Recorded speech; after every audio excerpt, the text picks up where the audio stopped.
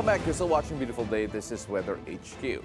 Now, recently, Davao Oriental was struck by two strong earthquakes, a magnitude 7.4 and 6.8, occurring just hours apart. Now, this raised questions about whether one earthquake can actually trigger another. Now, to help us understand this better, we're joined via Zoom by PHIVOLCS Director Dr. Teresito Bacolcol. Magandang umaga, Director. Thank you so much for joining us. Yes, sir. Magandang umaga din po sa inyo and thank you for having me here. Director, let's start off first with yung theory or at least yung idea that whether or not one earthquake can trigger another. Posible po ba yun? Yes, it's possible. In fact, it happened before during the October 2019 earthquake series in Cotabato. Nagkaroon po tayo ng what we call stress transfer.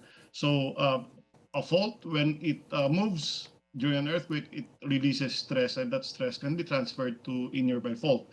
But of course, the condition there is that these faults have to be very close to each other. Ang nangyari sa Cotabato, only 5-kilometer distance. So nagkasunod-sunod yung lindol. We have more than magnitude 6 earthquakes, in 4 magnitude 6 and above earthquakes in a span of 1 month. So pwede po yun. But they have to be very close to each other. When we talk about what happened in Davao Oriental in particular, now shifting to what has happened recently, doublet earthquake, so people are calling it. Is that what happened in this case? Yes, it's the magnitude 7.4, and then it was followed a few hours later by magnitude 6.8. That's what we call a doublet. Hindi, yung magnitude 6.8 is not an aftershock of the magnitude 7.4. They are different events. Again, a doublet earthquake means two closely timed quakes happening nearby. They happen in the same area, but they have different epicenters and strengths, and they are considered as separate events. Because the magnitude 6.8, again, we don't consider that as an aftershock, because by definition, aftershocks are normally 1 degree lower than the main shock. So magnitude 7.4, we would expect the aftershocks to be around 6.4. But it's magnitude 6.8. So, and this is not the first time that it happened, this doublet. We had this before, last May 17, 1992. We have a magnitude 7.1 event and another magnitude 7.5, separated by only 26 minutes. So these two events were only 20 kilometers apart from each other. And then another one, we have the most recent would be the 2023 Hinatuan earthquake on December 2, magnitude 7.4. And then 2 days after, another earthquake, magnitude 6.8, was also generated. So when we talk about yung mga doublet earthquake, you mentioned it a while ago that there's a difference between yung aftershocks. But then just to re-emphasize that, is the biggest difference dito po yung epicenter and of course yung magnitude po niya, because some people do talk about yung mga aftershocks and still have the measurements, of course, with the magnitude. Pero is the epicenter really what makes it different? No, they have to be very close to each other. Okay. The epicenter, the aftershocks would normally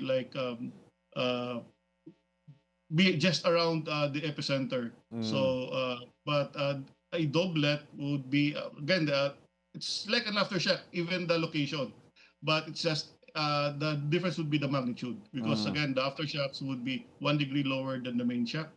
So, and a doublet should be almost the same, or no, not as hindi masyadong magkakalayo ang magnitude niya from the first event. Some people are saying, especially with what happened in Bogo City, in Cebu, and then what happened in Davao, na dumadami na daw yung mga earthquakes. Is that the case, or is it just a case of the magnitude and of course the location wherein a lot of people have been affected? Is the reason why we're talking about this more. Have the frequencies increased, sir? No, the frequency before is the same as the frequency of now. Okay, so the frequency of earthquakes before is the same as what we have now. Just that again, dumadami yung mga tao, and with the advent of the social media, mabilis yung kumalat yung information. So people might think na okay, dumadami yung earthquakes, but actually pareho lang yung frequency ngayon at saka frequency before. So Mhm. for instance, meron tayong magnitude 5 5.8 sa may Surigao. And ang nakaramdam noon would just be people around Surigao. Mhm. But since nagpo-post ka agad yung mga tao sa Surigao on the social media, edi yung mga hindi nakaramdam ng lindol sa say sa Luzon, uh, alam ka agad nila na may lindol sa Surigao. So Mhm. they have this impression na dumadami yung lindol when in fact pareho lang yan dati. Wala lang makapag-report, there's no social media dati. Yeah. Uh, so But direct yun, hindi ka agad nakakarating ng information. Mhm. Well, Director, we're also looking at Cebu and Davao in particular, and of course, yung movement ng mga fault lines nito, of course, that causing the quakes. What was the last significant movements, last significant quake in those areas in particular, in populated areas when we talk about Cebu and in Davao po? Yung last significant earthquake in Davao would be yung prior to the October 10th event. Mhm. We have several earthquakes in that area. The 1992 event in Davao, that's magnitude 7.5. So that's quite significant. And in fact, may namatay doon because nagkaroon ng tsunami. Mhm. And in Cebu naman, ito yung the most recent significant event prior to the September 30 event ay yung 2013 Bohol earthquake. It was felt as far as Cebu. Mhm. So yun yung significant doon. And in fact, southern part of Cebu merong the mga damages. But not as, of course, not as devastating as the magnitude 6.9 event Mhm. last September 30. And of course, some people are also now worried dito sa Luzon area when it comes to the earthquake situation, considering that we've just seen and experienced one in Cebu, another one in Davao. For those wondering about yung mga connections niya, I know that geographically speaking, yung Pilipinas, in terms of yung mga fault lines nila, they have been a bit more active, or at least noticeable, due to it being populated areas. Should the people in Luzon, the Luzon area, be a bit more worried considering what we've seen in Mindanao and Visayas? Can we expect more movement? Uh, um, we don't expect more movements just because nagkaroon ng lindol sa Visayas and Mindanao. Okay? So we would expect movements because there are active faults here, so which are independent dun sa active faults from Mindanao and Cebu. Mhm. So ang iniisip kasi ng mga tao, Luzon na yung next, but in fact, even without the earthquakes in Cebu and Mindanao, pwede pa rin magkaroon ng paglindol dito sa Luzon. Mhm. So hindi sila, again, they are not connected.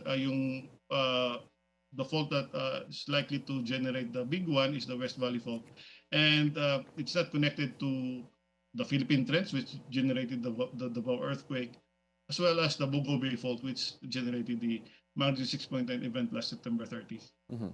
Well, you mentioned a few years ago, especially I believe in Davao, you believe the early 90s, the last earthquake there, and of course 2013, I believe the last big one felt over in Cebu, starting in Bohol. When we talk about the technology that PHIVOLCS now has in terms of yung monitoring po nila, and of course our ways to actually address this from a scientific perspective to siguro have a better idea of how the seismic movements affect us. Just how has the technology evolved from PHIVOLCS perspective as we take a look at all of these monitoring that we're doing here when it comes to earthquakes?